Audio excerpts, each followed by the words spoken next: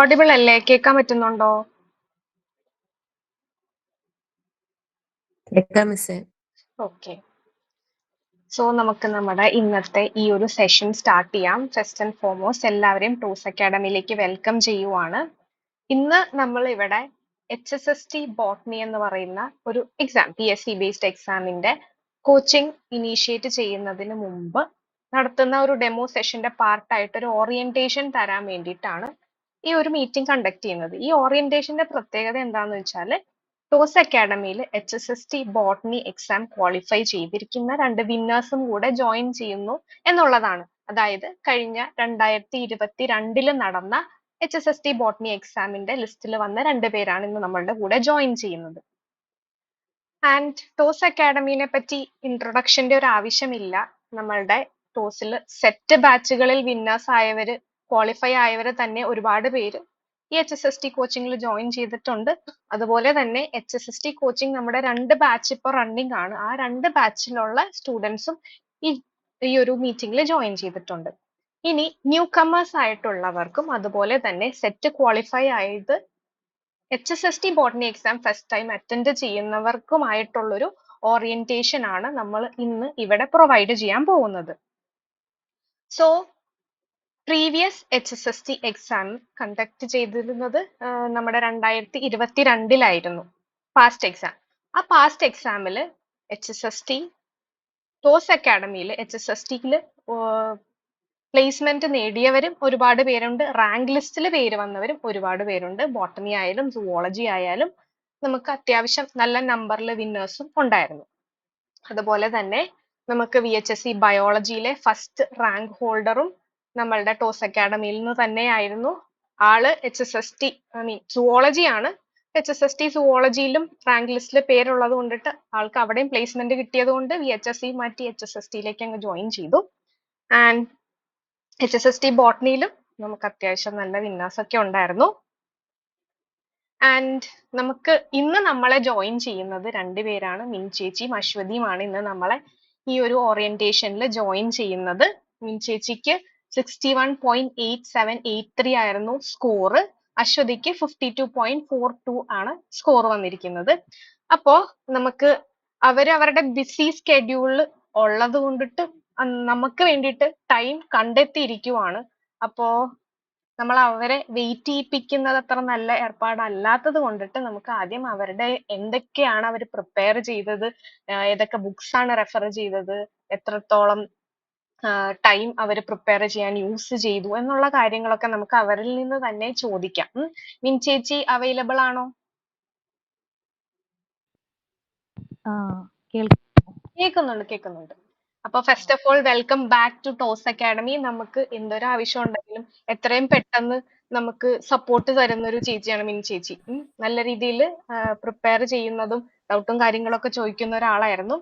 അപ്പോ നമുക്ക് ഒരു ഫാമിലി പേഴ്സൺ ആണ്, എന്നിട്ടും നല്ലോണം പോലെ പഠിച്ച് ഈ പറയുന്ന മെയിൻ ലിസ്റ്റിൽ തന്നെ പേര് വന്ന ഒരാളാണ് മിൻ ചേച്ചി. നമുക്ക് ചേച്ചിയോട് ചോദിക്കാം, എങ്ങനെയാ ചേച്ചി പ്രിപ്പയർ ചെയ്തത്? നമ്മുടെ പിള്ളേരെ ഒന്ന് സപ്പോർട്ട് ചെയ്യാൻ വേണ്ടിയിട്ട് ഒന്ന് ഷെയർ ചെയ്യാവോ?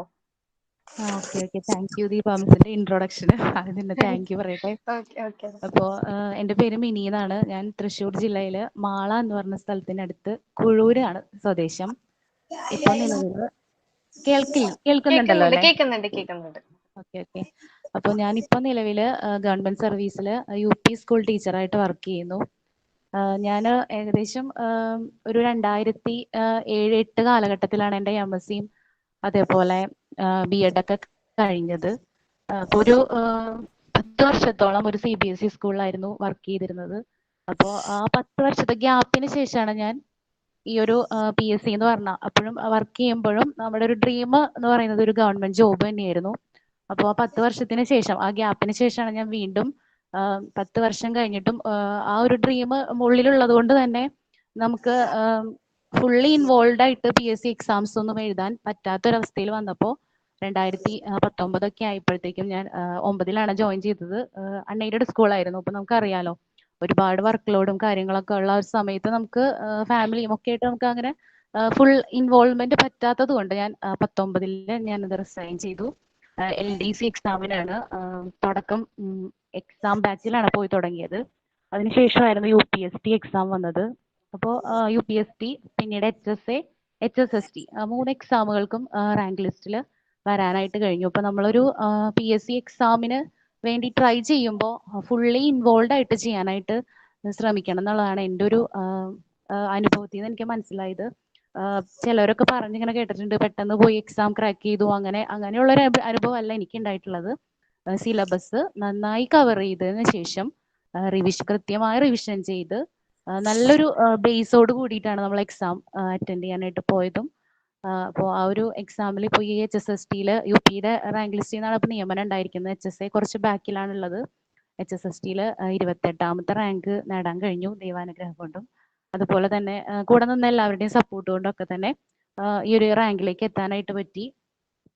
സിലബസ് ഫുള്ളായിട്ട് കവർ ചെയ്ത് പോവുക എന്നുള്ളതാണ്. അതായത് നമുക്കിപ്പോൾ 2 പാർട്ടായിട്ടാണല്ലോ എക്സാം വരുന്നത്. HSST-യുടെ സിലബസ് കണ്ടു കാണും എല്ലാവരും. അപ്പോൾ പാർട്ട് 1ഉം പാർട്ട് 2 ആയിട്ട് നല്ല അത്യാവശ്യം വാസ്റ്റ് ആയിട്ടുള്ള ഒരു സിലബസ് തന്നെയുണ്ട്.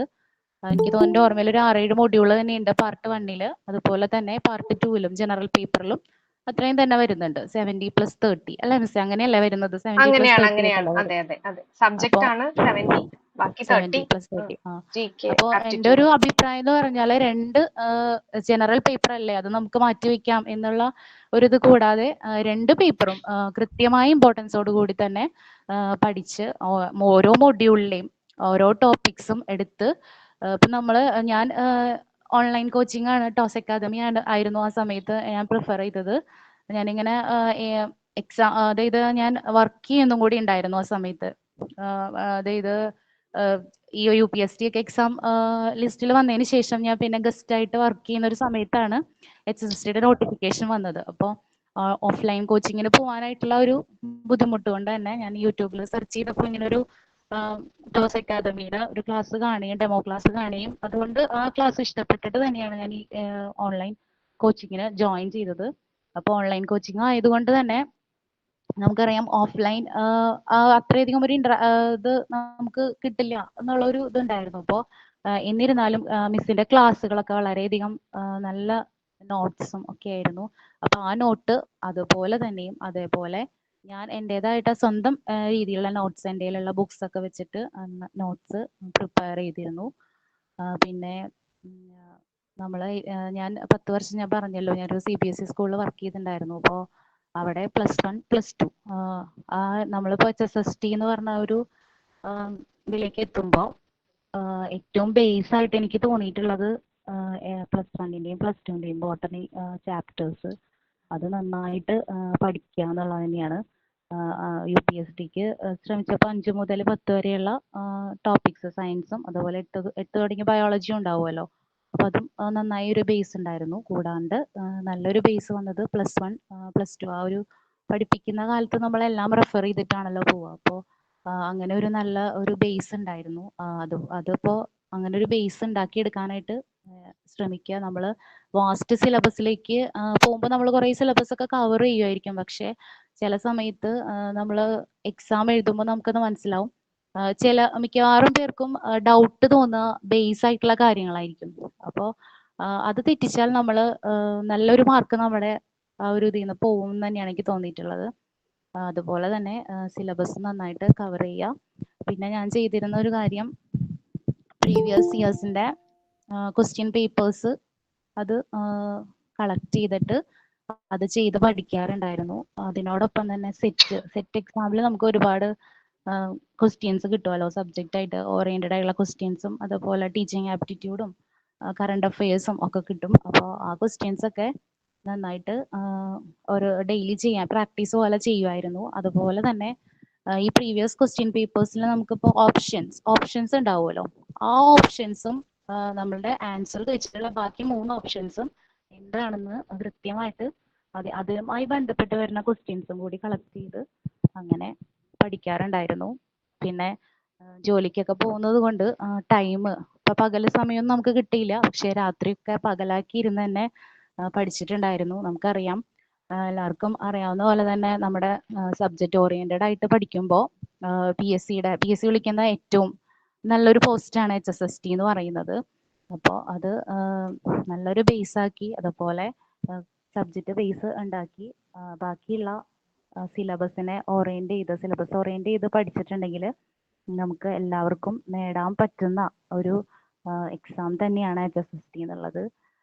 പിന്നെ ഓരോ മൊഡ്യൂളും പ്രത്യേകമായിട്ട് എടുത്ത് അതിൻ്റെ നോട്ട്സ് ഒക്കെ ഉണ്ടാക്കുക. നമുക്ക് കമ്പൈൻഡ് സ്റ്റഡി ഗ്രൂപ്പ് ഒക്കെ ഉണ്ടായിരിക്കും ചിലപ്പോൾ. അപ്പോൾ അങ്ങനെയുള്ള കമ്പൈൻഡ് സ്റ്റഡി ഗ്രൂപ്പ് ഒക്കെ കിട്ടുകയാണെങ്കിൽ ഫ്രണ്ട്സ് ഒക്കെ ആയിട്ട് ഡെയിലി എക്സാംസ് ഒക്കെ നമ്മൾ ക്വസ്റ്റ്യൻസ് അങ്ങനെ ഞങ്ങൾക്കൊരു ഗ്രൂപ്പ് ഒക്കെ ഉണ്ടായിരുന്നു ടെലഗ്രാമിലൊക്കെ. അപ്പോൾ 20 ക്വസ്റ്റ്യൻസ് ഒക്കെ വെച്ച് നമ്മൾ സ്വന്തമായിട്ട് നോട്ട്സ് പ്രിപ്പയർ ചെയ്ത് ക്വസ്റ്റ്യൻസും ഇട്ട് അങ്ങനെയും നമ്മൾ പ്രാക്ടീസ് ചെയ്യായിരുന്നു. പിന്നെ എൻ്റെ കയ്യിൽ റെഫർ ചെയ്യാനുള്ള ബുക്സ് എന്നൊക്കെ പറയുകയാണെങ്കിൽ ഞാൻ ഒരുപാട് ഗ്യാപ്പ് വന്ന കാരണം കുറച്ചൊക്കെ ബുക്സ് ഉണ്ടായിരുന്നു. അനാട്ടമിയുടെയും മോർഫോളജിയുടെയും അങ്ങനെയുള്ള കുറച്ച് ബുക്സ് ഒക്കെ ഉണ്ടായിരുന്നു. അതൊക്കെ വെച്ച് ഫിസിയോളജിയുടെ ബുക്സ് അങ്ങനെയുള്ള കുറച്ച് ബുക്സ് ഒക്കെയാണ് റെഫർ ചെയ്തിരുന്നത്. പിന്നെ ഏറ്റവും കൂടുതൽ ഞാൻ ടോസ് അക്കാദമിയുടെ നോട്ട്സ് ആണ് നോക്കിയിരുന്നത്. അതിലെനിക്ക് ഏറ്റവും ഞാനിപ്പോഴും ഓർക്കുന്നു, നമ്മൾ ജോലിയുടെ ഇടയിലാണ് നമ്മൾ ക്ലാസ്സുകളൊക്കെ അറ്റൻഡ് ചെയ്തിരുന്നത്. നമ്മൾ പിന്നിലേക്ക് പോകുമ്പോൾ ദീപാ മിസ്സിനെ ഞാൻ പ്രത്യേകം ഓർക്കുകയാണ് ആ ഒരു കാര്യത്തിൽ. മിസ് വിളിച്ചിട്ട് എന്താണ് നോട്ട്സ് നോക്കി കഴിഞ്ഞു, എങ്ങനെയുണ്ടായിരുന്നു എക്സാം, അങ്ങനെയൊക്കെ ചോദിച്ച് നമ്മളെ ഇൻസ്പയർ ചെയ്യാൻ പറ്റുന്ന ഏറ്റവും നല്ലൊരു മെൻറ്ററായിരുന്നു ദീപാ മിസ്. മിസ്സിനോട് ഞാൻ പ്രത്യേകം താങ്ക്സ് പറയുകയാണ് ഈ അവസരത്തിൽ. അതുപോലെ തന്നെ മരിയ മിസ്സും നല്ല സപ്പോർട്ടീവ് ആയിരുന്നു. ജനറൽ പേപ്പേഴ്സ് എടുക്കുന്ന ടീച്ചേഴ്സിൻ്റെ ക്ലാസ്സുകളും വളരെ നല്ലതായിട്ടാണ് തോന്നിയിട്ടുള്ളത്. ഡൗട്ട്സ് ഒക്കെ ചോദിച്ചാൽ ക്ലിയർ ചെയ്ത് തരാൻ അപ്പം ആ ഒരു മൊമെന്റിൽ എന്നെ ക്ലിയർ ചെയ്ത് തരാൻ ദീപാ മിസ് ശ്രമിക്കാറുണ്ട്. അപ്പോൾ ഇങ്ങനെ ഒരു പ്ലാറ്റ്ഫോം തന്നതിന് നല്ലൊരു താങ്ക്സ് പറയണം മിസ്സിനോടും ഇതിൻ്റെ മരിയ മിസ്സിനോടും. Thank you dear. ഭയങ്കര പാവമായിട്ടുള്ള ഒരാളാണ്. Thank you so much for joining. നമ്മള് ടോസ് അക്കാഡമിയിൽ നമ്മൾ എന്ത് ആവശ്യം പറഞ്ഞാലും പെട്ടെന്ന് ഓടി വന്ന് നമുക്ക് ഹെൽപ്പ് ചെയ്യുന്ന ഒരാളാണ് മിനി ചേച്ചി. അപ്പൊ നമ്മൾക്ക് ഈ ഒരു തിരക്കുള്ള സമയത്ത് ഞങ്ങളുടെ കൂടെ ജോയിൻ ചെയ്തതിൽ ഒരുപാട് നന്ദിയുണ്ട്. Thank you so much. ഇനി നമുക്ക് അശ്വതി കൂടെ ഉണ്ട്. അശ്വതി എന്ന് പറഞ്ഞു കഴിഞ്ഞാല് നമുക്ക് 52.42 അശ്വതിയുടെ സ്കോർ.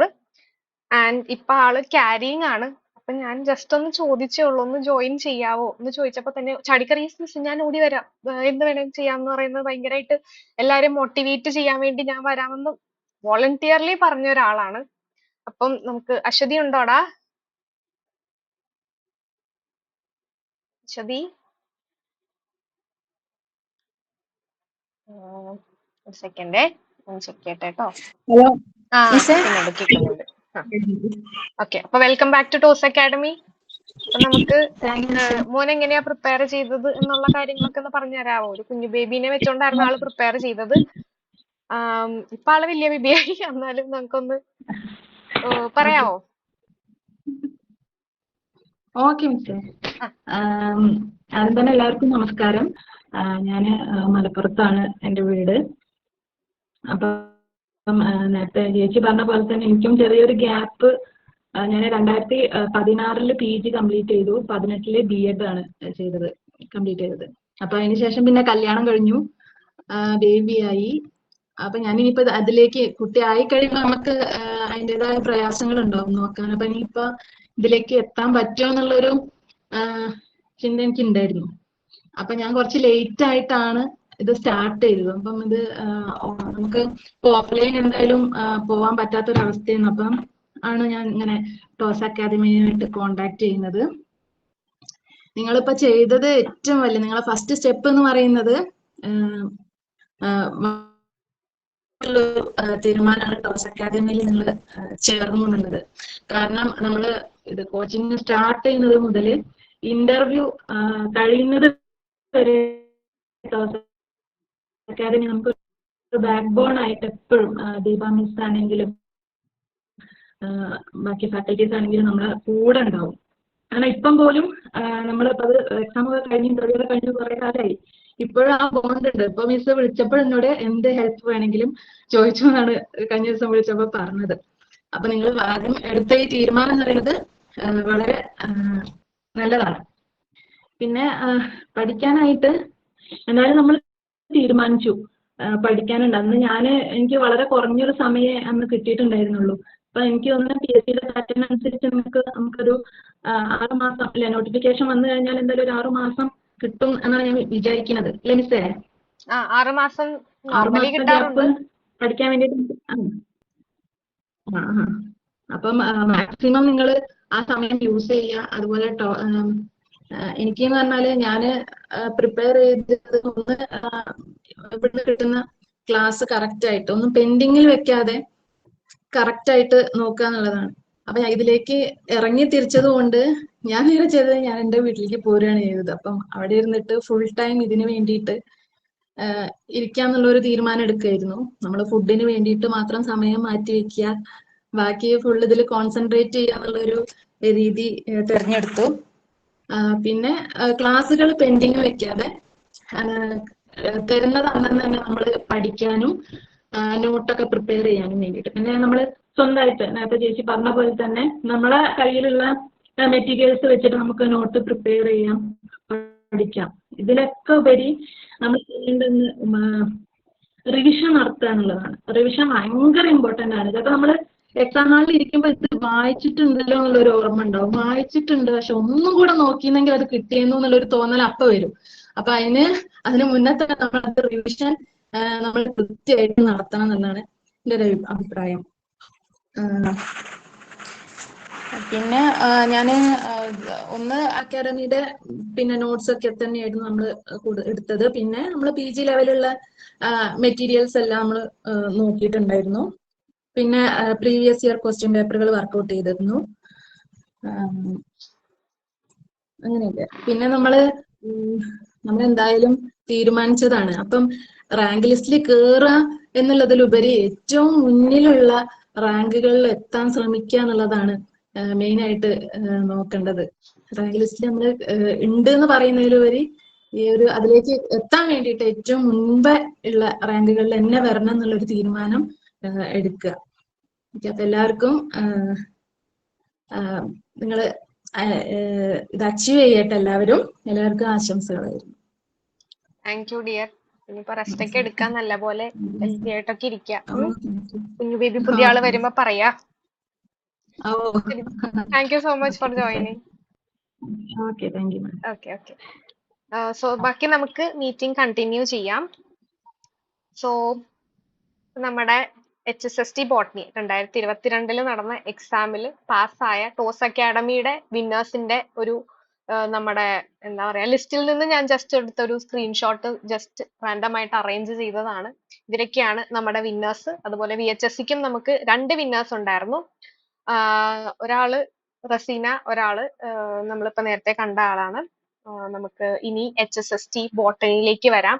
HSST ബോട്ടണി എന്ന് പറയുന്ന എക്സാം ഇനിയിപ്പം എല്ലാവർക്കും ഒരു ഇൻട്രൊഡക്ഷൻ എന്ന രീതിയിൽ HSST ബോട്ടണിയിലേക്ക് ഒരു ഇൻട്രൊഡക്ഷൻ എന്ന രീതിയിലാണ് ഞാൻ ഷെയർ ചെയ്യുന്നത്. അത്യാവശ്യം എല്ലാവരും അറ്റൻഡ് ചെയ്ത ഒരു എക്സാം ആയിരിക്കണം 2022 നടത്തിയ HSST ബോട്ടണി എന്ന് പറയുന്ന ഒരു എക്സാം. ഇനി നമുക്ക് 26 ഈ പറയുന്ന എക്സാം ഈ വർഷം തന്നെയായിരിക്കും ഉണ്ടാവുന്നത്. HSST ബോട്ടണി ജൂനിയർ എന്നാണ് ആ പോസ്റ്റിന്റെ പേര്. Kerala higher secondary education department ആണ് ഈ ഒരു എക്സാം കണ്ടക്ട് ചെയ്യുന്നത്. പേ സ്കെയിൽ എന്ന് പറയുന്നത് 45,600 to 95,600 ആണ്. ആൻഡ് എക്സാം അപ്ലൈ ചെയ്യേണ്ടത് കേരള PSCയുടെ സൈറ്റ് യൂസ് ചെയ്തുകൊണ്ടിട്ടാണ്. കേരള PSC സൈറ്റിൽ നമ്മൾ 1 ടൈം രജിസ്ട്രേഷൻ ചെയ്തിരിക്കണം. ഓൾറെഡി ചെയ്തവരാണെങ്കിൽ ചെയ്യേണ്ട നമുക്ക് നമ്മുടെ കാറ്റഗറി നമ്പർ അടിച്ചു കൊടുത്ത് അപ്ലൈ ചെയ്യാവുന്നതാണ്. ഇൻ കേസ് 1 ടൈം രജിസ്ട്രേഷൻ ചെയ്യാത്തവരാണെങ്കിൽ കേരള PSCയുടെ സൈറ്റിൽ കയറിയിട്ട് www.keralapsc.gov.in എന്ന് പറയുന്ന സൈറ്റിൽ കയറിയിട്ട് നിങ്ങളുടെ ക്രെഡൻഷ്യൽ യൂസ് ചെയ്ത് സൈൻ ഇൻ ചെയ്തതിന് ശേഷം പിന്നെ നിങ്ങൾക്ക് ഈ ഒരു HSST ബോട്ടണി എന്ന് പറയുന്ന എക്സാമിന് അപ്ലൈ ചെയ്യാൻ സാധിക്കും. ഈ ഒരു എക്സാമിന്റെ എലിജിബിലിറ്റി എന്ന് പറയുന്നത് മാസ്റ്റേഴ്സ് ഡിഗ്രി ഇൻ ബോട്ടണി ആണ്. അത് 50% മാർക്ക് വേണം. മിനിമം 50% മാർക്കെങ്കിലും വേണം. Any recognised universities in Kerala അവിടെ നിന്ന് മാസ്റ്റേഴ്സ് ഡിഗ്രി വിത്ത് 50% മാർക്ക് ഉണ്ടെങ്കിൽ നമുക്ക് എക്സാമിന് അപ്ലൈ ചെയ്യാം. അല്ലെങ്കിൽ ഇക്വലന്റ് ഡിഗ്രി ബോട്ടണിക്ക് ഇക്വലന്റ് ആയിട്ടുള്ള ഡിഗ്രി ആണെങ്കിലും അപ്ലൈ ചെയ്യാം. പക്ഷെ ഇക്വലൻസി വെച്ചിട്ട് അപ്ലൈ ചെയ്തവർക്ക് അത്ര വലിയ കൺസിഡറേഷൻ ഇതുവരെ കിട്ടിയിട്ടില്ല. ഈ പറയുന്ന ഇനി വരാൻ പോണ എക്സാമിന് എങ്ങനെയാണെന്ന് അറിയില്ല. But masters degree in botany ഇനി കേരളത്തിലുള്ള ഏതെങ്കിലും ഒരു യൂണിവേഴ്സിറ്റിയിൽ നിന്ന്, റെക്കഗ്നൈസ്ഡ് യൂണിവേഴ്സിറ്റിയിൽ നിന്ന് 50% മാർക്ക് ഉള്ളവർക്ക് ധൈര്യമായിട്ട് അപ്ലൈ ചെയ്യാം. പിന്നെ ഉള്ളത് മറ്റൊരു ഇമ്പോർട്ടന്റ് ആയിട്ടുള്ള കാര്യമാണ് ബി.എഡും വേണം. പിന്നെ set exam, state eligibility test in botany pass ആയിട്ടുള്ളവരായിരിക്കണം HSST ബോട്ടണി എക്സാം അപ്ലൈ ചെയ്യാൻ വേണ്ടിയിട്ടുള്ളവർ. ഈ സെറ്റ് എക്സാം പാസ് ആകാതെ അതിന് ഒരു എന്താ പറയാ, സെറ്റ് എക്സാമിന് പകരം നമുക്ക് എം.എഡ് ഉള്ളവർക്കും ഈ ഒരു എക്സാമിന് അപ്ലൈ ചെയ്യാം. അതല്ലാതെ SLET, NET, JRF, MPhil, PhD, post doc fellowship അല്ലെങ്കിൽ മിനിമം 10 വർഷം ടീച്ചിങ് എക്സ്പീരിയൻസ് ഉള്ളവർക്ക് സെറ്റ് എക്സാമിൽ നിന്നും അവോയ്ഡ് ചെയ്തുകൊണ്ട് അവർക്ക് എക്സാമിന് അറ്റൻഡ് ചെയ്യാനായിട്ടുള്ള പ്രൊവിഷൻ കൊടുക്കുന്നുണ്ട്. ഇതൊക്കെയാണ് ബേസിക് എലിജിബിലിറ്റി എന്ന് പറയുന്നത്. അതുപോലെ തന്നെ എംഫിലോ PhDയോ പോസ്റ്റ് ഡോക്ടറൽ ഫെലോഷിപ്പ് PDF ഉള്ളവർക്ക് അഡീഷണൽ മാർക്കും കൊടുക്കുന്നുണ്ട്, വെയിറ്റേജും പ്രൊവൈഡ് ചെയ്യുന്നുണ്ട്. ഇനി ഏജ് ലിമിറ്റ് എന്ന് പറയുന്നത് 20 to 40 ഇയേഴ്സ് ആണ്. അതുപോലെ തന്നെ SC ST OBC കാറ്റഗറിക്കുള്ളവർക്ക് ഏജ് റിലാക്സേഷനും പ്രൊവൈഡ് ചെയ്യുന്നുണ്ട്. ഇനി നമ്മളുടെ HSST ബോട്ടണി എക്സാം ഇപ്പോ കേരള PSCയുടെ സൈറ്റിൽ അവൈലബിൾ ആണ്. കാറ്റഗറി നമ്പർ എന്ന് പറയുന്നത് 716/2025 ആണ്. ആൻഡ് 2026 എക്സാം ഉണ്ടാകുന്നത്. മാക്സിമം നമുക്ക് ഈ എന്താ പറയാ, ഫെബ്രുവരി 4 വരെയാണ് ലാസ്റ്റ് ഡേറ്റ് കൊടുത്തിരിക്കുന്നതെങ്കിലും 4 ശേഷം ചിലപ്പോൾ ഒരു 5 ദിവസം അല്ലെങ്കിൽ 10 ദിവസം ചിലപ്പോൾ എക്സ്റ്റൻഷൻ തരാൻ ചാൻസ് ഉണ്ട്. അത് വെച്ചോണ്ടിരിക്കരുത്, എല്ലാവരും എത്രയും പെട്ടെന്ന് തന്നെ അപ്ലൈ ചെയ്യുക. ആൻഡ് ഈ പറയുന്ന എക്സാം അപ്ലൈ ചെയ്ത് ലാസ്റ്റ് ഡേ ഒരു ഫെബ്രുവരി 4 തന്നെ എടുക്കാം. അതിൽ നിന്നും ഒരു 6 മന്തിനുള്ളിൽ നമുക്ക് HSST ബോട്ടണി എക്സാം എക്സ്പെക്ട് ചെയ്യാം. പ്രീവിയസ് എക്സാമിന്റെ കട്ട് ഓഫ് എന്ന് പറയുന്നത് 30.67 ആയിരുന്നു. 67 ഈ 30.67 മാർക്കിന് കൂടുതൽ വന്നവരാണ് നമ്മുടെ മെയിൻ ലിസ്റ്റിലും സപ്ലിമെന്ററി ലിസ്റ്റിലും വന്നത്. ഇപ്പൊ നമ്മുടെ മിൻചേച്ചിയുടെ അശ്വതിയുടെ മാർക്കൊക്കെ എല്ലാവരും കണ്ടതാണല്ലോ. അതുപോലെ തന്നെ 34 പേരാണ് ഇപ്പൊ കറന്റ്ലി പ്ലേസ്ഡ് ആയിട്ടുള്ളത് ആസ് HSST ബോട്ടണി ടീച്ചർ. അതിന്റെ ലാസ്റ്റ് അഡ്വൈസ് വന്നത് 18/7/2025 ലാസ്റ്റ് അഡ്വൈസ് വന്നത്. ഇനിയും അഡ്വൈസസ് വരാൻ ചാൻസ് ഉണ്ട്. ആൻഡ് നമുക്ക് പല പ്ലേസ്മെന്റ് ഉള്ള ആളുകളെ കിട്ടാനും ഇനി ചാൻസ് ഉണ്ട്. ഈ എക്സാം കഴിയുന്നത് വരെ the list is valid. Okay, ഇനി നമ്മുടെ നെക്സ്റ്റ് എക്സാം എന്ന് പറയുന്നത്, എക്സാമിന് അപ്ലൈ ചെയ്യേണ്ട ഡേറ്റ്, ലാസ്റ്റ് ഡേറ്റ് എന്ന് പറയുന്നത് 4th ഫെബ്രുവരി ആണ് 2026. 4th ഫെബ്രുവരിക്കുള്ളിൽ എക്സാമിന് അപ്ലൈ ചെയ്യണം. ഓക്കെ, ഇനി എക്സാമിന്റെ ക്വസ്റ്റ്യൻ പാറ്റേൺ നമ്മൾ കൺസിഡർ ചെയ്താൽ നമുക്കറിയാം 100 മാർക്കിന്റെ എക്സാം ആണ് ഈ പറയുന്ന HSST ബോട്ടണി എക്സാം. അതിൽ ബോട്ടണി എന്ന് പറയുന്ന സബ്ജക്റ്റ് 70 മാർക്കാണ് ഉള്ളത്. അതുപോലെ തന്നെ ബാക്കി സെക്കൻഡ് പാർട്ട്, മിൻചേച്ചി പറഞ്ഞു 2 പാർട്ട് ഉണ്ടെന്ന് പറഞ്ഞില്ല, അതിന് സെക്കൻഡ് പാർട്ടിൽ റിസർച്ച് മെത്തഡോളജിക്ക് 10 mark, Italian features of Indian Constitution and social welfare legislations and programമിന് 10 മാർക്ക്.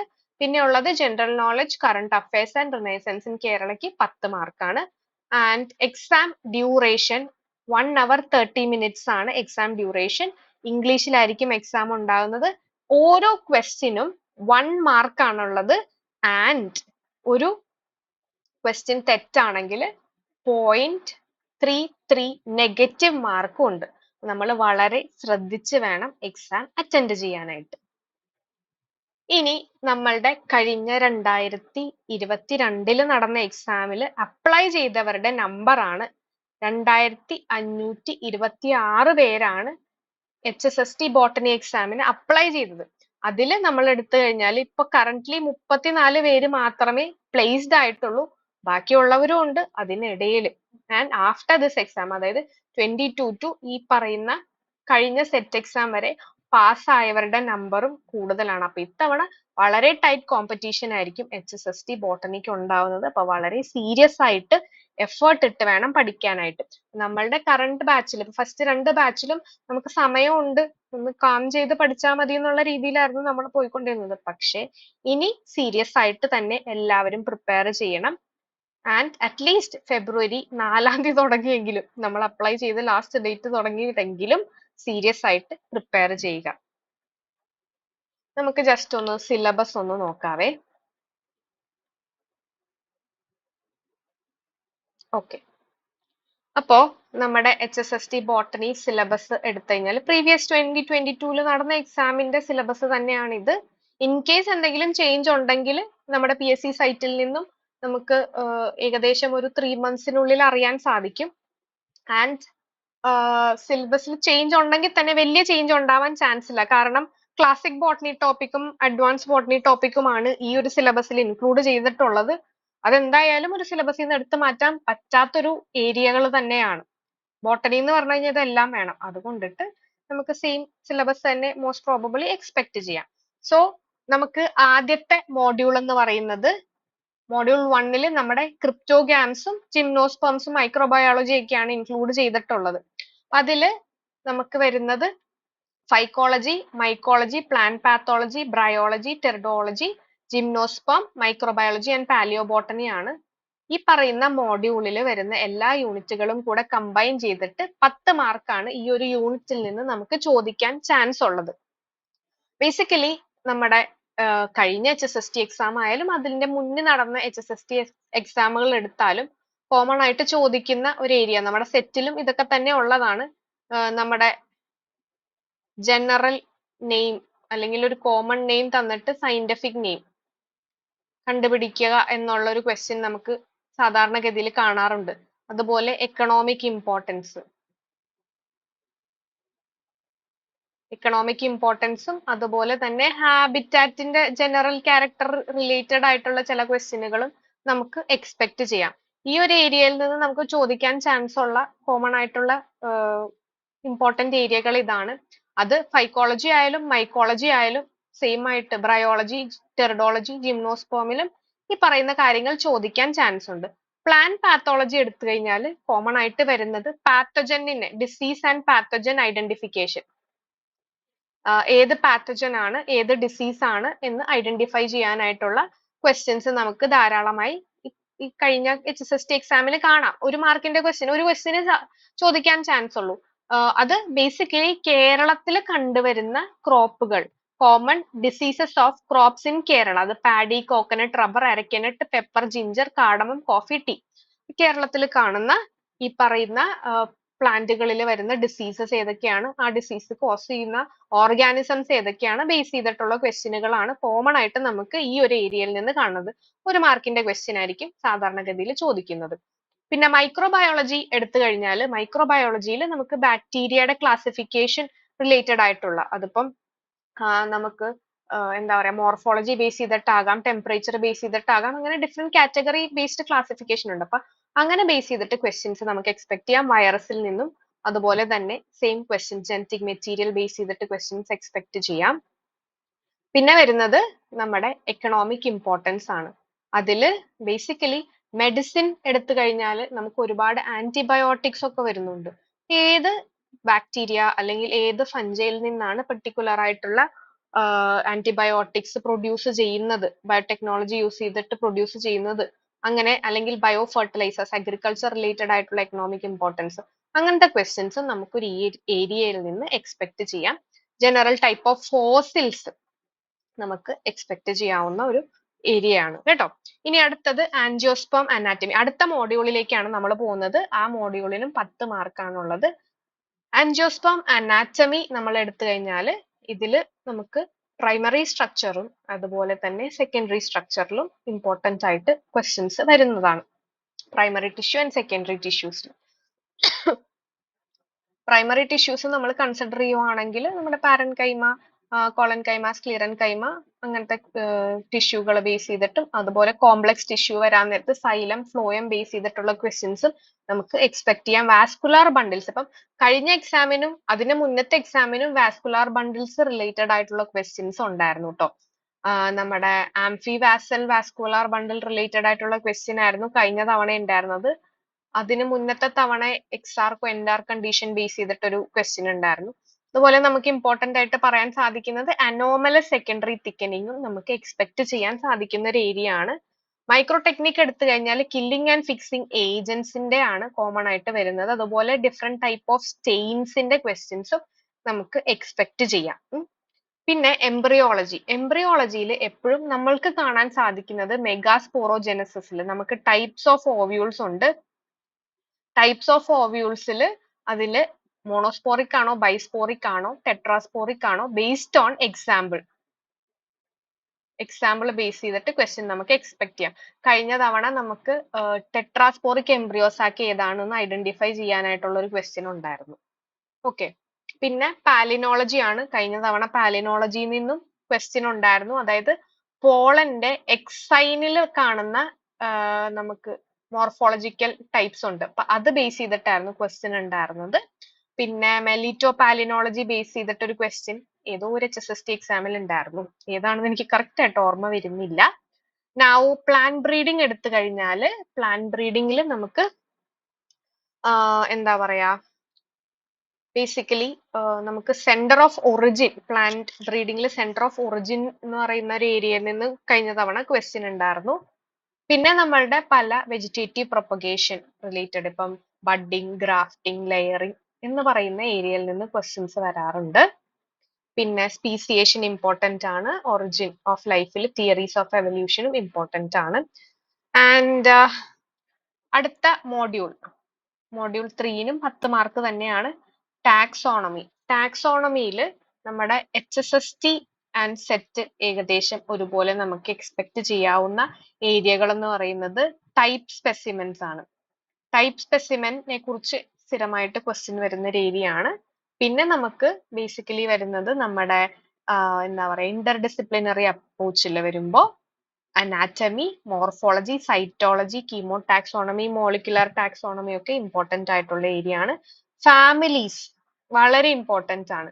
നമ്മൾ ഫാമിലിയുടെ ഷോർട്ട് നോട്ട് എന്ന രീതിയിൽ ഒരു PDF തരും. അതിൽ ഓരോ ഫാമിലിയുടെ കീ ക്യാരക്ടർ ബേസ് ചെയ്തിട്ടുള്ള നോട്ടാണ് തരുന്നത്. അപ്പൊ അത് ജസ്റ്റ് റെഫർ ചെയ്ത് പോയാൽ മതിയാകും. കംപ്ലീറ്റ് ആയിട്ട് കുത്തിയിരുന്ന് എല്ലാ ക്യാരക്ടറും പഠിക്കേണ്ട, കീ ക്യാരക്ടേഴ്സ് മാത്രം പഠിച്ചു പോവുക കേട്ടോ.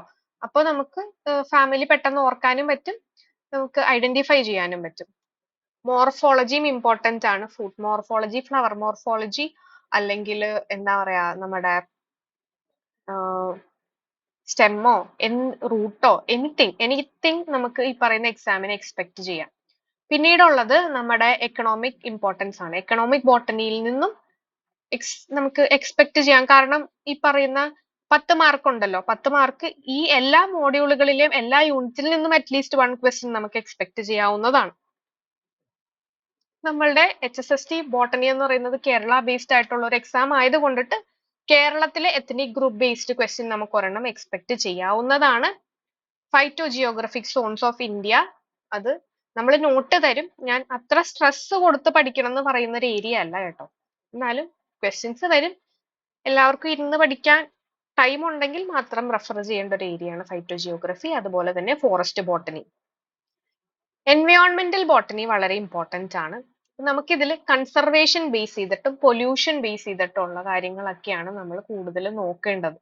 അപ്പോൾ നമ്മളുടെ എന്താ പറയാ, air pollution, water pollution, noise pollution, അതല്ലാതെ തന്നെ ഡിഫറെന്റ് കാറ്റഗറീസ് ഓഫ് പൊല്യൂഷൻ വരുന്നുണ്ട്. അതെല്ലാം നമ്മൾ നോക്കണം. പിന്നെ അതുപോലെ തന്നെ കൺസർവേഷൻ ആയിട്ട് വരുമ്പോൾ നമ്മുടെ UNEP, IUCN, മാപ്പ്, എർത്ത് സബ്മിറ്റ്, അതുപോലെ പല കൺസർവേഷൻ ഏജൻസീസും കൺസർവേഷൻ പ്രോഗ്രാംസും അവൈലബിൾ ആണ്. അത് എല്ലാം നമ്മൾ ഷോർട്ട് നോട്ട് തരുന്നതായിരിക്കും. അപ്പൊ അതെല്ലാം നിങ്ങൾ നോട്ട് ചെയ്ത് പോകുക. വളരെ ഇമ്പോർട്ടന്റ് ആണ് ഈ പറയുന്ന കൺസർവേഷൻ എന്ന രീതി ചോദിക്കാനുള്ളൊരു ഏരിയ തന്നെയാണ്. ഇതല്ലാതെ തന്നെ പല കൺസർവേഷൻ സ്ട്രാറ്റജി, ഇപ്പൊ നമ്മുടെ വൈൽഡ് ലൈഫ് സാങ്ച്വറീസ്, നാഷണൽ പാർക്കുകൾ, പിന്നെ ബയോസ്ഫിയർ റിസർവ്സ്, അങ്ങനത്തെ കുറെ കാറ്റഗറീസ് ഉണ്ട്. അതും നമുക്ക് കേരളത്തിൽ ഏതൊക്കെ എന്താ പറയാ ഡിസ്ട്രിക്റ്റിൽ ഏതൊക്കെയാണ് വരുന്നത് എന്നുള്ള ഒരു ചാർട്ടും നിങ്ങൾക്ക് തരുന്നതായിരിക്കും, PDF തരുന്നതായിരിക്കും. അപ്പൊ അതും നിങ്ങൾ പ്രിപ്പയർ ചെയ്യുക. ആ ഒരു ഏരിയയും ഇമ്പോർട്ടന്റ് ആണ്. പിന്നെ സെൽ ആൻഡ് മോളിക്കുലാർ ബയോളജി ഒരു കാരണവശാലും വിടരുത്. ഈ പറയുന്ന സെൽ ആൻഡ് മോളിക്കുലാർ ബയോളജിയിലെ അത്യാവശ്യം കാര്യങ്ങൾ നമ്മളുടെ ജനറ്റിക്സിലും റിപ്പീറ്റ് ചെയ്ത് വരുന്നുണ്ട്. നമ്മൾ ഏതെങ്കിലും ഒരു ഏരിയ പഠിച്ചാൽ മതിയാകും. അപ്പൊ ആ സംഭവം ഇപ്പുറത്തതിലും വരുന്നത് കൊണ്ടിട്ട് നമുക്ക് ഈസി ആയിട്ട് ആ ഒരു സംഭവങ്ങൾ ഈ 2 യൂണിറ്റുകളിൽ നിന്നും കവറപ്പ് ചെയ്യാൻ സാധിക്കും. നമുക്ക് ബേസിക്കലി സെൽ ഓർഗനൽസ്, ഏതൊക്കെ സെൽ ഓർഗനൽസ് ആണ്, അതിന്റെ ഫങ്ഷൻസ് ഏതെല്ലാം ആണെന്നുള്ളത് ഇമ്പോർട്ടന്റ് ആണ്. പിന്നെ നമ്മളുടെ അബറേഷൻസ്, ട്യൂമറിക്കൽ അബറേഷൻ വരുമ്പോൾ എന്താ പറയുക structural and numerical aberrations, chromosomal aberration വളരെ ഇമ്പോർട്ടന്റ് ആണ്. പിന്നെ നമുക്ക് നമ്മുടെ റെപ്ലിക്കേഷൻ, പിന്നെ ട്രാൻസ്ക്രിപ്ഷൻ, ട്രാൻസ്ലേഷൻ ഇമ്പോർട്ടന്റ് ആണ്. അതിനോടൊപ്പം തന്നെ നമുക്ക് പല മെത്തേഡ്സ്, ടെക്നിക്സ് വരുന്നുണ്ട് മോളിക്കുലാർ ബയോളജിയിൽ. DNA പ്രോബ്സ്, RNA പ്രോബ്സ്, അത് നമുക്ക് DNA നമ്മുടെ ഡിസൈഡ് ആയിട്ടുള്ള ജീൻ ഉണ്ടോ ഇല്ലയോ എന്ന് ഐഡന്റിഫൈ ചെയ്യാൻ വേണ്ടിയിട്ടാണ്. പിന്നെ ഉള്ളത് ഹൈബ്രിഡൈസേഷൻ ടെക്നിക്സ് ആണ്. സദേൺ ബ്ലോട്ടിംഗ്, പിന്നെ നോർത്തേൺ ബ്ലോട്ടിംഗ്, വെസ്റ്റേൺ ബ്ലോട്ടിംഗ്, അങ്ങനത്തെ ടെക്നിക്സ് ഇമ്പോർട്ടന്റ് ആണ്. Auto radiography, DNA finger printing, പിന്നെ DNA സീക്വൻസിങ് ഉണ്ട്. PCR പല ടൈപ്പ് ഉണ്ട്, അത് ഇമ്പോർട്ടന്റ് ആണ്. പിന്നെ ഫ്ലൂറസെന്റ് ഇൻസിറ്റു ഹൈബ്രിഡൈസേഷൻ, അതിന്റെ ആപ്ലിക്കേഷൻ. ജെനറ്റിക്സ് എടുത്തു കഴിഞ്ഞാൽ ജെനറ്റിക്സിൽ നമുക്ക് കോമൺ ആയിട്ട് ചോദിക്കുന്നത് എക്സ്റ്റൻഷൻ ഓഫ് മെന്റലിസം റിലേറ്റഡ് ആയിട്ടുള്ള ക്വസ്റ്റ്യനുകളാണ്. പിന്നെ പ്രോബ്ലംസ് ഇതുവരെയായിട്ടും കാര്യമായിട്ട് ചോദിച്ചിട്ടില്ല നമുക്ക്, അതുകൊണ്ട് പ്രോബ്ലംസ് നിങ്ങൾ കൺസിഡർ ചെയ്യണ്ട എന്നല്ല. ഇപ്പൊ ഹാർഡി വിൻബർഗ് ലോഡ് ഒക്കെ ആണെങ്കിൽ തന്നെ ചെറിയ കുഞ്ഞു സ്മോൾ പ്രോബ്ലംസ് ഒക്കെ ഉണ്ടെങ്കിൽ അതൊക്കെ നമുക്ക് എക്സ്പെക്ട് ചെയ്യാം. നമ്മുടെ നെറ്റോ അതുപോലെ സെറ്റ് പോലെ അത്ര കോംപ്ലിക്കേറ്റഡ് ആയിട്ടുള്ള തല പുകച്ച് ആൻസർ ചെയ്യാനുള്ള സ്റ്റേറ്റ്മെന്റ് ടൈപ്പ് ഭീകരമായ ക്വസ്റ്റ്യൻസ് ഒന്നും HSSTക്ക് ചോദിക്കാൻ ചാൻസ് ഇല്ല. നമ്മൾ എന്താണോ ബേസിക് ആയിട്ടുള്ള ഒരു ഐഡിയ, ആ ഒരു കോൺസെപ്റ്റ് എന്താണോ അത് നന്നായിട്ട് അറിഞ്ഞിരിക്കുക. ആ കോൺസെപ്റ്റിൽ നിന്ന് മാക്സിമം ചോദിക്കാൻ ചാൻസ് ഉള്ള ഡയറക്റ്റ് ക്വസ്റ്റ്യനുകൾ പഠിച്ചു വെക്കുക. ഓക്കെ, പിന്നെ ഇതിൽ നമുക്ക് പോളിജീനിക് ഇൻഹെറിറ്റൻസ് ഉണ്ട്, അതിൽ നിന്നൊക്കെ ഡയറക്റ്റ് ക്വസ്റ്റ്യൻസ് ആയിരിക്കും കോമൺ ആയിട്ട് വരുന്നത്. പിന്നെ മൈക്രോബിയൽ ജെനറ്റിക്സ്, അത് നമ്മുടെ ബാക്ടീരിയ ടോപ്പിക്സിൽ നമ്മൾ പഠിക്കുന്നതാണ്. അത് അഗൈൻ ഇവിടെയും പറഞ്ഞിട്ടുണ്ട്, ട്രാൻസ്ഡക്ഷൻ, ട്രാൻസ്ഫോർമേഷൻ ആൻഡ് കോൺജുഗേഷൻ. പിന്നെ ലൈറ്റിക് ആൻഡ് ലൈസോജനിക് സൈക്കിള് നമ്മളുടെ വൈറസിലും പറയുന്നതാണ്. ഈ പറയുന്ന ന്യൂക്ലിക് ആസിഡിന്റെ RNA DNA structure, replication, repair, transcription, translation ഒക്കെ നമ്മൾ നേരത്തെ മോളിക്കുലാർ ബയോളജിയിൽ കണ്ട കാര്യങ്ങൾ തന്നെയാണ് ഇവിടെ റിപ്പീറ്റ് ചെയ്ത് പറഞ്ഞുകൊണ്ടിരിക്കുന്നത്. പിന്നെ നമുക്ക് അടുത്ത യൂണിറ്റിലേക്ക് പോകാം. അടുത്ത മോഡ്യൂള്, അതിലും 10 മാർക്കാണ് പ്ലാന്റ് ഫിസിയോളജി.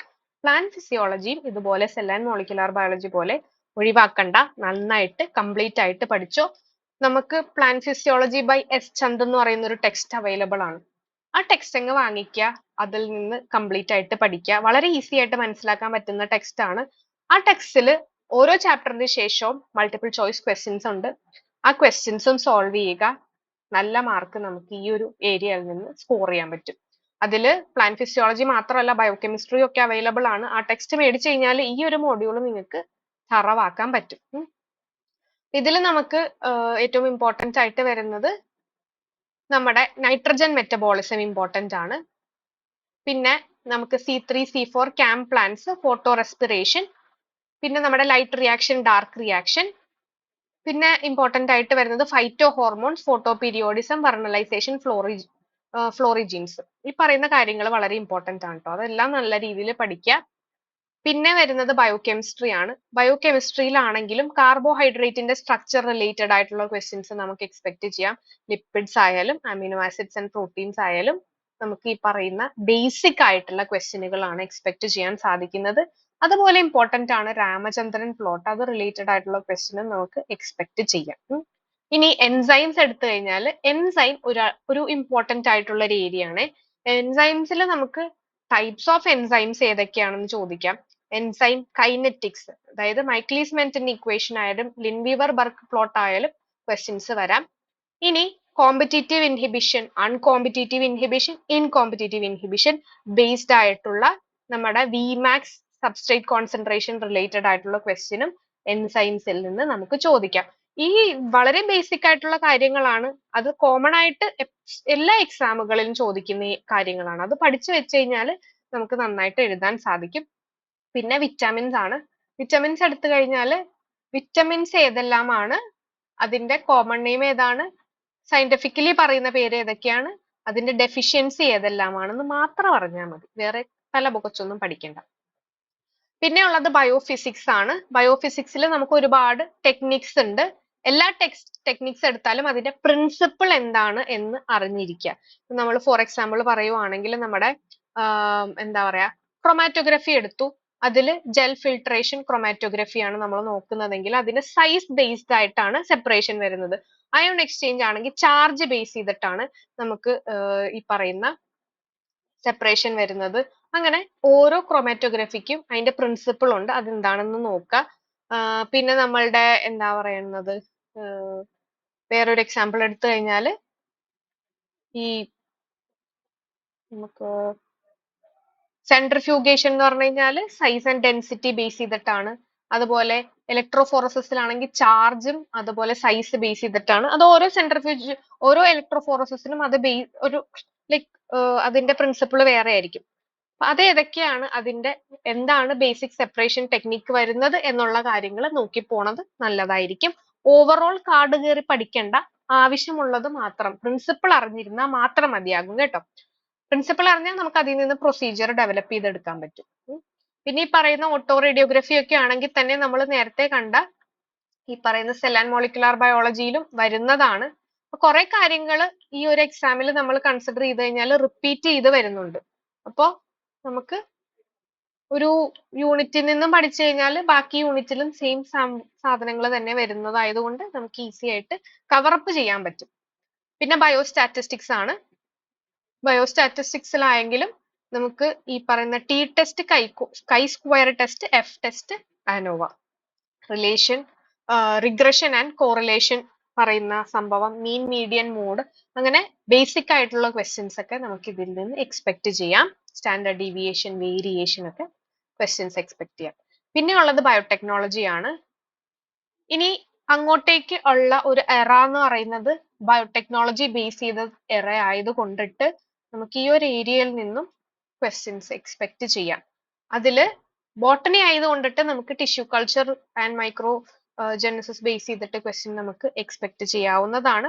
അതുപോലെ തന്നെ നമ്മുടെ ബയോടെക്നോളജി, പ്യുവർ ക്ലാസിക് ബയോടെക്നോളജിയിൽ നമ്മുടെ DNA മാർക്കേഴ്സ്, ബ്ലോട്ടിംഗ് ടെക്നിക്സ് ഇതൊക്കെ നമ്മൾ നേരത്തെ മോളിക്കുലാർ ബയോളജിയിൽ വരുന്ന ഏരിയയിൽ ഓൾറെഡി ചെറുതായിട്ട് കവർ ചെയ്യുന്നുണ്ട്.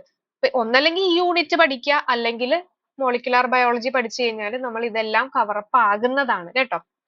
പിന്നെ നമ്മുടെ ഈ പറയുന്ന method of gene identification, vector and vectorless PCR, genomic and cDNA library, ഇതൊക്കെ വളരെ ഈസിയാണ് കേട്ടോ. ബേസിക് ആയിട്ടുള്ള കാര്യങ്ങൾ അറിഞ്ഞു കഴിഞ്ഞാൽ നമുക്ക് നല്ല തകർത്ത് എക്സാമിന് അറ്റൻഡ് ചെയ്യാൻ പറ്റും. ബയോഇൻഫോർമാറ്റിക്സ് ഇമ്പോർട്ടന്റ് ആണ്. ബയോഇൻഫോർമാറ്റിക്സിൽ ബേസിക് ആയിട്ട് നമ്മുടെ ഡാറ്റാബേസസ് ഏതെല്ലാമാണ്, പ്രൈമറി ഡാറ്റാബേസ്, സെക്കൻഡറി ഡാറ്റാബേസ് എന്താണ്, അതിന് വരുന്ന എന്താ പറയാ nucleotide database, protein data bank, അങ്ങനത്തെ കാര്യങ്ങളൊക്കെ നോട്ട് ചെയ്ത് വെക്കുക. പിന്നെ സീക്വൻസ് കമ്പാരിസണിൽ വരുമ്പം pairwise, global sequence alignment, പിന്നെ ഫൈലോജനറ്റിക് റിലേഷൻഷിപ്പ് കണ്ടുപിടിക്കാനായിട്ടുള്ള ടൂള് ഫൈലിപ്പ്, അങ്ങനത്തെ കാര്യങ്ങളൊക്കെ, ക്ലസ്റ്റാളെക്സ്, അതൊക്കെ നോക്കി വെക്കുക. പിന്നെ ഫങ്ഷൻ ബേസ് ചെയ്ത് വരുന്ന ആപ്ലിക്കേഷൻ ആണ് ട്രാൻസ്ക്രിപ്റ്റോമിക്സ്, മെറ്റാബോളോമിക്സും ഫാർമക്കോ ജീനോമിക്സും. ജസ്റ്റ് എന്താണ് കാര്യങ്ങളെന്ന് അറിഞ്ഞാൽ മാത്രം മതി.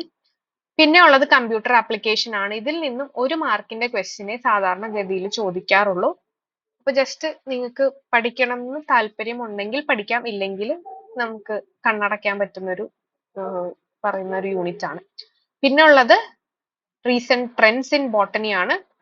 അത് കഴിഞ്ഞ 2 വർഷം തുടങ്ങിയിട്ട് ബോട്ടണിയിൽ വരുന്ന ഇമ്പോർട്ടന്റ് ആയിട്ടുള്ള, ചിലപ്പോ ഒരു പ്ലാന്റിനെ പുതിയതായിട്ട് ഡിസ്കവർ ചെയ്തതാകാം, അല്ലെങ്കിൽ നൊബേൽ പ്രൈസ് ആകാം, അതുപോലെ പ്ലാന്റ് റിലേറ്റഡ് ആയിട്ടോ അല്ലെങ്കിൽ മൈക്രോബ് റിലേറ്റഡ് ആയിട്ട് എന്തെങ്കിലും ഒരു ന്യൂ ഡിസ്കവറി ഉണ്ടെങ്കിൽ അത് ബേസ് ചെയ്തിട്ട് ക്വസ്റ്റ്യൻ ചോദിക്കുന്ന ഏരിയ ആണ് റീസെന്റ് ട്രെൻഡ്സ് ഇൻ ബോട്ടണി എന്ന് പറയുന്നത്. ഇത് ജസ്റ്റ് എല്ലാ മോഡ്യൂളുകളിലും 10 മാർക്ക് ഈച്ച് നമുക്ക് തന്നിട്ടുണ്ടെങ്കിലും അങ്ങോട്ടും ഇങ്ങോട്ടും ഒക്കെ ആയിട്ട് ചിലപ്പോ മാറാനായിട്ടുള്ള ചാൻസ് ഉണ്ട്. 1 മാർക്ക് അപ്പുറത്തേക്കോ 1 മാർക്ക് ഇപ്പുറത്തേക്കോ ചാടാനായിട്ടുള്ള ചാൻസുകളുണ്ട്.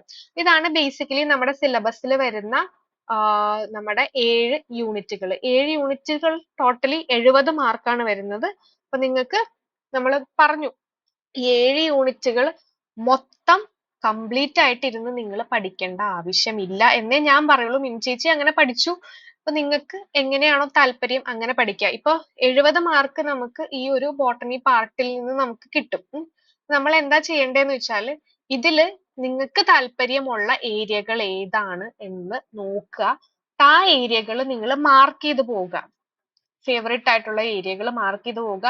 ആൻഡ് ആദ്യം നിങ്ങൾ അറിയാവുന്ന ഇഷ്ടമുള്ള ഏരിയകൾ പ്രിപ്പയർ ചെയ്ത് പോയിട്ട് ബാക്കി റാൻഡം ആയിട്ട് നിങ്ങൾക്ക് താല്പര്യം കുറവുള്ള ഏരിയകൾ കവർ ചെയ്യുക. ആൻഡ് ഏതെങ്കിലും യൂണിറ്റുകൾ ഇഷ്ടമല്ല എന്നാണെങ്കിൽ, സേ ഫോർ എക്സാമ്പിൾ നിങ്ങൾക്ക് ഈ പറയണ മോളിക്കുലാർ ബയോളജിയും ജനറ്റിക്സ് എന്ന് പറയുന്ന മോഡ്യൂൾ ഇഷ്ടമല്ല, പക്ഷെ അതില് നമുക്ക് പഠിച്ചാൽ മനസ്സിലാകുന്ന, ശ്രമിച്ചു നോക്കുക, വായിച്ചു നോക്കുക, എന്നിട്ട് പഠിക്കാൻ പറ്റുന്ന ഏരിയകൾ ഉണ്ടെങ്കിൽ, say chemistry of chromosome, DNA എന്താണ്, ന്യൂക്ലിയോടൈഡ്, ന്യൂക്ലിയോസൈഡ്, നമ്മുടെ നൈട്രജൻ ബേസസ്, പിന്നെ അതിന്റെ ബോണ്ടുകൾ, അതിന്റെ കാര്യങ്ങൾ, RNA, കൈനറ്റോകോർ, ഇതൊക്കെ ജസ്റ്റ് വായിച്ചാൽ മനസ്സിലാക്കാവുന്നതാണ്. അപ്പൊ അങ്ങനെ നമുക്ക് മനസ്സിലാവുന്ന കാര്യങ്ങളൊക്കെ ഉണ്ടെങ്കിൽ അതൊക്കെ പഠിച്ചു വെക്കുക. അതുപോലെ ജനറ്റിക്സിലും സെലക്ട് ചെയ്യുക. അപ്പൊ അങ്ങനെ സെലക്ട് ചെയ്ത് കഴിഞ്ഞാൽ ചില ഏരിയ ഇപ്പൊ നമുക്ക് തീരെ പഠിക്കാൻ പറ്റത്തില്ല എന്ന് വിചാരിക്കുക. ഇപ്പൊ മോളിക്കുലാർ നേച്ചർ ഓഫ് ജീൻ എന്ത് ചെയ്തിട്ടും വായിച്ചിട്ട് മനസ്സിലാവണില്ല, അത് വിട്ടേക്ക്. അങ്ങനെ നമ്മള് തലകുത്തി നിന്ന് തല പുകച്ച് പഠിച്ചിട്ട് പറ്റുന്നില്ല എന്നുള്ള കാര്യങ്ങളാണെങ്കിൽ വിട്ടേക്കുക. അങ്ങനെ വിട്ട് എല്ലാ സിലബസും മൊത്തം വിടരുത്. ചില റാൻഡം ആയിട്ട് അവിടെ നിന്നൊക്കെ വിട്ടേക്കുക. ബാക്കി എല്ലാം നിങ്ങൾ പഠിക്കുക. പഠിക്കുന്ന കാര്യം വൃത്തിയായിട്ട് തന്നെ പഠിക്കുക. നോട്ട് എഴുതി തന്നെ പഠിക്കുക. ഷോർട്ട് നോട്ട് എഴുതുക. പിന്നെ ലാസ്റ്റ് നിങ്ങൾ റിവിഷൻ കൊടുക്കാൻ നേരത്ത് നിങ്ങൾ എഴുതിയ നോട്ടുകൾ മാത്രം പഠിച്ചാൽ മതിയാകും. ഇതാണ് ബേസിക്കലി ബോട്ടണിയുടെ ഏരിയ എന്ന് പറയുന്നത്. ഇനി നമുക്കുള്ളത് പാർട്ട് 2 ആണ്, research methodology and teaching aptitude. അത് നമ്മുടെ ജനറൽ പാർട്ട്. നമ്മുടെ ഡെമോ സെഷനിൽ ജനറൽ ക്ലാസ് തരുന്നത് അലക്സ് സാർ ആണ്. ആ ജനറൽ ക്ലാസ്സുകൾക്ക് ശേഷം ഒരു ചെറിയൊരു ഇൻട്രൊഡക്ഷൻ നമ്മുടെ ഈ റിസർച്ച് മെത്തഡോളജി ആൻഡ് ടീച്ചിങ് ആപ്റ്റിറ്റ്യൂഡിനെ കുറിച്ച് തരുന്നതായിരിക്കും. ഇപ്പൊ ഞാൻ ജസ്റ്റ് ബോട്ടണിയുടെ ഓവറോൾ കാര്യങ്ങളാണ് പറഞ്ഞു തന്നിരിക്കുന്നത്. ഇതില് നിങ്ങൾക്ക് എന്തെങ്കിലും ഡൗട്ട് ഉണ്ടെങ്കിൽ നമുക്ക് ഫൈനലി ചോദിക്കാം കേട്ടോ. ഇതാണ് ബേസിക്കലി നമ്മുടെ ബോട്ടണിനെ പറ്റി പറയാനുള്ള, സിലബസിനെ പറ്റി പറയാനുള്ളത്. ഇനി സ്റ്റഡി മെറ്റീരിയൽസ് ആണ്. നമുക്ക് സ്റ്റഡി മെറ്റീരിയൽ നമ്മുടെ മിൻചേച്ചി പറഞ്ഞു, +1 +2 ടെക്സ്റ്റ് ആണ് HSST ബോട്ടണിക്ക് ഏറ്റവും ഇമ്പോർട്ടന്റ് ആയിട്ടുള്ള ടെക്സ്റ്റുകൾ. അതിൽ വരുന്ന കോൺസെപ്റ്റുകൾ എന്തൊക്കെയാണെന്ന് നന്നായിട്ട് പഠിച്ചു വെക്കുക. അപ്പൊ നമുക്ക് SCERT ടെക്സ്റ്റ് വായിച്ച് പഠിച്ചു കഴിഞ്ഞാൽ എല്ലാ ടോപ്പിക്കുകളുടെയും ഒരു ഓവറോൾ ബേസ്, നമ്മുടെ ഫൗണ്ടേഷൻ നല്ല രീതിയിൽ കിട്ടും. അത് കഴിഞ്ഞിട്ട് വേണം നമ്മൾ അഡ്വാൻസ് സ്റ്റേറ്റിലേക്ക് പോകാനായിട്ട്. ഇൻ കേസ് നമുക്ക് അതിനുള്ള ടൈം ഇല്ല എന്നാണെങ്കിൽ നമുക്ക് റെഫർ ചെയ്യാൻ പറ്റുന്ന ടെക്സ്റ്റ് ബുക്ക് ആണ് botany for degree students, SM പബ്ലിക്കേഷന്റെ. ഞാൻ നേരത്തെ പറഞ്ഞു ഫിസിയോളജിയുടെ ടെക്സ്റ്റ് ഉണ്ട്. ഫിസിയോളജിയുടെ മാത്രമല്ല, നമുക്ക് നമ്മുടെ ആൽഗെ തുടങ്ങി, ഫൈക്കോളജി തുടങ്ങി, മോളിക്കുലാർ ബയോളജി, ബയോടെക്നോളജി വരെ ഈ പറയുന്ന ആളുകൾക്ക് ഇവരുടെ പബ്ലിക്കേഷന് ടെക്സ്റ്റ് ബുക്സ് ഉണ്ട്. വളരെ നല്ല ടെക്സ്റ്റ് ബുക്കാണ്. എല്ലാ കാര്യങ്ങളും നല്ല അടിപൊളിയായിട്ട് വായിച്ചാൽ മനസ്സിലാവുന്ന രീതിയിലാണ് എഴുതിയിരിക്കുന്നത്. അതുപോലെ തന്നെ ആ ഓരോ ചാപ്റ്ററിന് ശേഷം മൾട്ടിപ്പിൾ ചോയ്സ് ക്വസ്റ്റ്യൻസും ഉണ്ട്. അങ്ങനെ നമുക്ക് മാക്സിമം ടോപ്പിക്കായിട്ട് നമുക്ക് നല്ല രീതിയിൽ അഡ്ജസ്റ്റ് ആവാൻ പറ്റുന്ന ഒരു ടെക്സ്റ്റ് ബുക്കാണ് SM പബ്ലിക്കേഷൻ്റെത്. അതുപോലെ തന്നെ കറണ്ട് അഫയേഴ്സ് എപ്പോഴും നമ്മൾ എപ്പോഴും അറിഞ്ഞിരിക്കുന്നത് നല്ലതാണ്. നമ്മൾ ടോസ് അക്കാഡമിയിലാണെങ്കിൽ PDF തരും, കറണ്ട് അഫയേഴ്സിന് അപ്ഡേറ്റ് തരുന്നതായിരിക്കും. ആൻഡ് അല്ലെങ്കിൽ ഓരോ വെബ്സൈറ്റ് നോക്കിക്കഴിഞ്ഞാൽ നമുക്ക് ഈ പറയുന്ന ഓരോ ബോട്ടണി റിലേറ്റഡ് ആയിട്ടുള്ള കറണ്ട് അഫയേഴ്സ് നിങ്ങൾക്ക് അപ്ഡേറ്റ് ചെയ്യാവുന്നതാണ്. പിന്നെ വെബ്സൈറ്റ് പഠിക്കാനാണെങ്കിൽ മൈക്രോബ് നോട്ട്സിന്റെ വെബ്സൈറ്റും ബയോളജി ഡിസ്കഷന്റെ വെബ്സൈറ്റും നല്ലതാണ് നോട്ട്സുകൾ റെഫർ ചെയ്യാൻ വേണ്ടിയിട്ട്. ടെക്സ്റ്റ് ബുക്ക് ഒന്നും വാങ്ങിക്കാൻ, എല്ലാ ടെക്സ്റ്റ് ബുക്കും വാങ്ങിക്കാൻ പറ്റിയില്ല എന്നാണെങ്കിൽ ഈ വെബ്സൈറ്റുകൾ മൈക്രോബ് നോട്ടിന്റെയോ ബയോളജി ഡിസ്കഷന്റെയോ നോട്ട്സ് വെബ്സൈറ്റിലൂടെ നമുക്ക് കളക്ട് ചെയ്യാവുന്നതാണ്. അതും ഈസി ആയിട്ട് മനസ്സിലാക്കാവുന്ന. പക്ഷെ ഇവിടെ നമുക്ക് ക്വസ്റ്റ്യൻസ് അവൈലബിൾ ആയിട്ട് വരത്തില്ല. ക്വസ്റ്റ്യൻസ് നമുക്ക് വെറുതെ റാൻഡം ആയിട്ട് PDF multiple choice question related to phycology PDF എന്ന് പറഞ്ഞ് അടിച്ചു കൊടുത്തു കഴിഞ്ഞാൽ PDF ക്വസ്റ്റ്യൻസ് കിട്ടും. അത് നമ്മൾ സോൾവ് ചെയ്യാം. അങ്ങനെ മാക്സിമം സോൾവ് ചെയ്യുക. പിന്നെ ഉള്ളത് പ്രീവിയസ് ക്വസ്റ്റ്യൻ പേപ്പേഴ്സ്. മിൻചേച്ചിയാലും അശ്വതിയും പറഞ്ഞു പ്രീവിയസ് ക്വസ്റ്റ്യൻസ് നല്ലപോലെ വർക്ക് ചെയ്യണം എന്ന്. നമ്മുടെ സെറ്റിന്റെയും നെറ്റിന്റെയും നീറ്റ്, PSC, HSST, PSCയുടെ HSST പ്രീവിയസ് എക്സാംസ്, VHSCയുടെ എക്സാം, സയന്റിഫിക് ഓഫീസറിന്റെ എക്സാം, അതുപോലെ നമുക്ക് എന്താ പറയാ അസിസ്റ്റന്റ് പ്രൊഫസറിന്റെ എക്സാം ഒക്കെ ക്വസ്റ്റ്യൻ പേപ്പേഴ്സ് ഓൺലൈൻ അവൈലബിൾ ആയിരിക്കും. അതൊക്കെ ഡൗൺലോഡ് ചെയ്ത് സോൾവ് ചെയ്യാൻ നോക്കുക. അതല്ലാതെ തന്നെ വെറുതെ റാൻഡം ആയിട്ട് PDF എന്ന് കൊടുത്തു കഴിഞ്ഞാൽ ഓരോ ക്വസ്റ്റ്യൻസ് നമുക്ക് ഓരോ ഏരിയയിൽ നിന്ന് കിട്ടും. മാക്സിമം നമ്പർ ഓഫ് ക്വസ്റ്റ്യൻസ് ഓരോ ടോപ്പിക്കിൽ നിന്ന് എവിടെ നിന്നൊക്കെ കിട്ടുന്നോ അതൊക്കെ പഠിച്ചോളണം. പിന്നെ നമ്മൾ ജസ്റ്റ് ടോസ് അക്കാഡമിനെ കുറിച്ച് ഇൻട്രൊഡ്യൂസ് ചെയ്യുവാണ്. നമ്മുടെ സ്റ്റുഡൻസിന് ഓൾറെഡി അറിയാം, എന്നാലും പുതിയതായിട്ട് അഡ്മിഷൻ ചെയ്യുന്നവർക്ക് പറയുവാണ്. നമുക്ക് അവൈലബിൾ ആയിട്ട് വരുന്നത് ഡെയിലി റെക്കോർഡഡ് ആയിട്ടുള്ള വീഡിയോ ക്ലാസ്സുകളാണ്. മൺഡേ ടു ഫ്രൈഡേ ആയിരിക്കും നമുക്ക് ക്ലാസ്സുകൾ ഉണ്ടാവുന്നത്.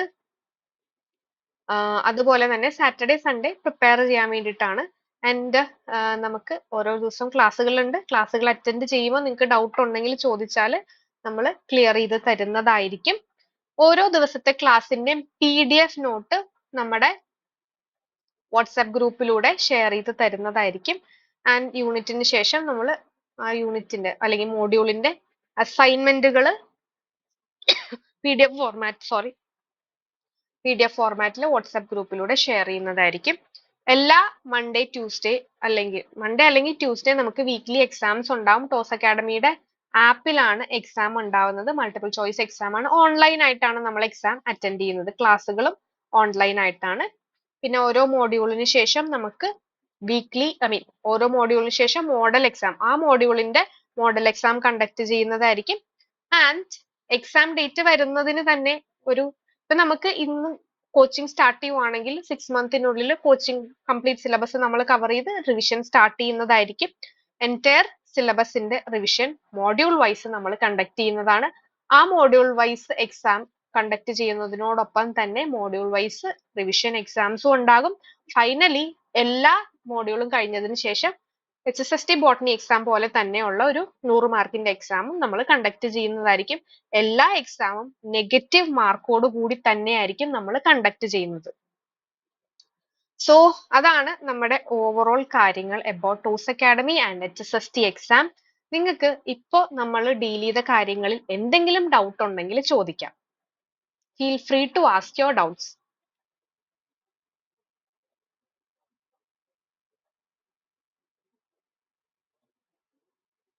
ആർക്കൊന്നും ചോദിക്കാനില്ലേ?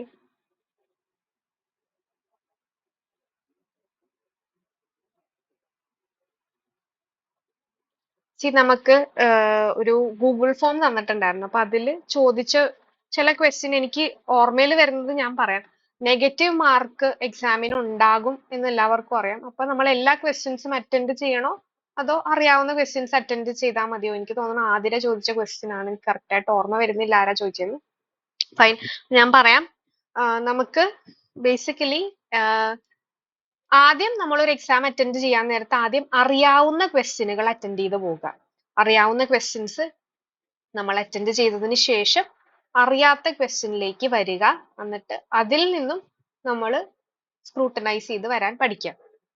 നമ്മൾ പറഞ്ഞു മാക്സിമം ക്വസ്റ്റ്യൻസ് നമ്മൾ സോൾവ് ചെയ്യണമെന്ന്. എത്രത്തോളം ക്വസ്റ്റ്യൻ നമ്മൾ സോൾവ് ചെയ്യണോ നമുക്ക്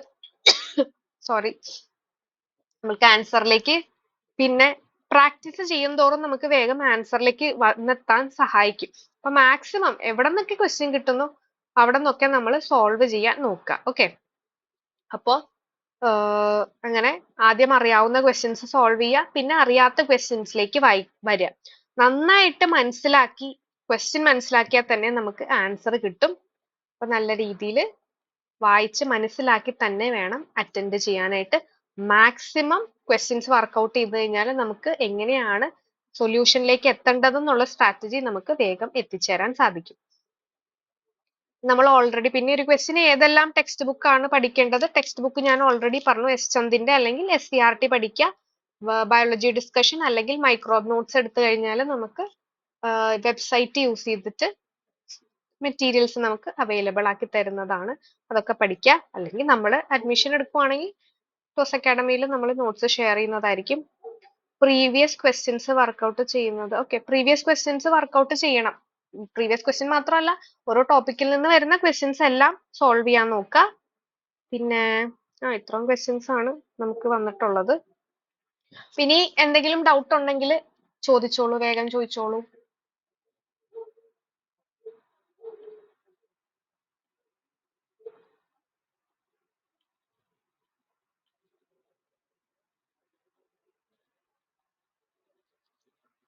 ആർക്കൊന്നും ചോദിക്കാനില്ലെങ്കിൽ നമുക്ക് വൈൻഡ് അപ്പ് ചെയ്യാം. എന്ത് പറയുന്നു? എന്താ ആരൊന്നും മിണ്ടാത്തെ? നാളെ HSST ടീച്ചേഴ്സ് ആവുന്നവരാണ് എല്ലാവരും, എന്നിട്ട് ഇങ്ങനെ മിണ്ടാണ്ടിരിക്കുവാണോ? Come on guys. So hi ma'am. Hi, പറഞ്ഞോളൂ. Hello. കേൾക്കുന്നുണ്ടോടാ? പറഞ്ഞു. എന്റെ പേര് അനീന ആണ്. ഓക്കെ, പറഞ്ഞോടാ.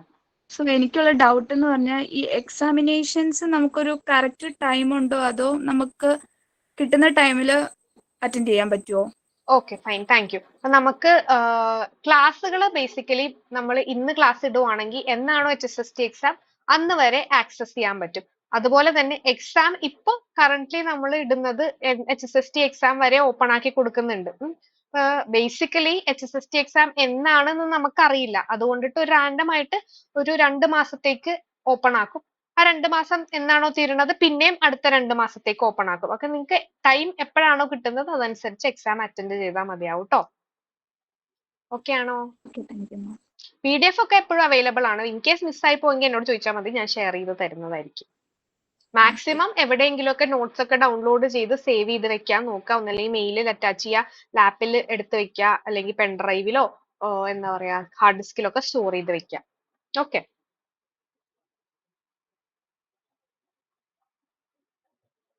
ഇനി എന്തെങ്കിലും ചോദിക്കാനുണ്ടോ?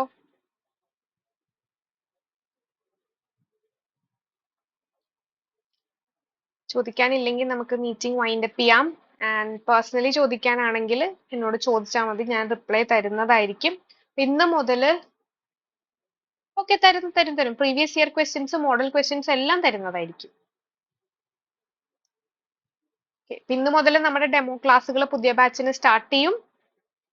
ഇന്നത്തെ ക്ലാസ് ഇപ്പൊ എല്ലാവരും ആഡ് ചെയ്തിട്ടില്ല. ബാക്കി എല്ലാവരും ആഡ് ചെയ്തതിന് ശേഷം ഉടനെ തന്നെ നമ്മുടെ ക്ലാസ്സുകൾ സ്റ്റാർട്ട് ചെയ്യുന്നതായിരിക്കും. അപ്പൊ എല്ലാവരും നല്ല രീതിയിൽ തന്നെ പ്രിപ്പയർ ചെയ്യുക, നല്ല സ്കോറോട് കൂടി തന്നെ പാസ്സാകുക. എല്ലാവർക്കും നല്ല ഒരു HSST ടീച്ചർ ആകാൻ സാധിക്കട്ടെ എന്ന് ഞാൻ പ്രാർത്ഥിക്കുന്നു. എല്ലാവരും അതിനുവേണ്ടി നല്ല രീതിയിൽ ഹാർഡ് വർക്ക് ചെയ്യുക കേട്ടോ. Thank you so much for joining.